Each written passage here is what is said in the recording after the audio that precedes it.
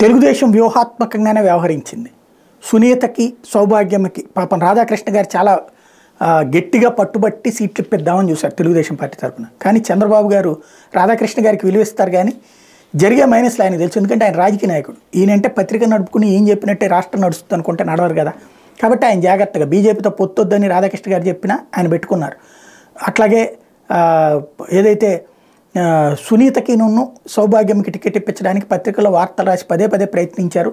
రాధాకృష్ణ గారు ఇచ్చేస్తున్నారు అన్న కోణంలో కూడా. కానీ చంద్రబాబు గారు వద్దన్నారు. ఎందుకంటే ఇప్పుడు వివేకానంద రెడ్డి గురించి మనం చెప్పే మాటలన్నిటికీ వాల్యూ పడిపోతుంది. రేపొద్దున పార్టీలో చేర్చుకుని టికెట్ ఇస్తే ఖచ్చితంగా ఇక జనం నమ్మరు. అదిగో అందుకోసం వచ్చారనుకుంటారు. అందుకనే ఆయన టికెట్ వేయాలి. బదులుగా షర్మిలని వాస్తవంగా రింగ్ మాస్టర్ షర్మిల వెనకాల ఉన్నది చంద్రబాబు గారు.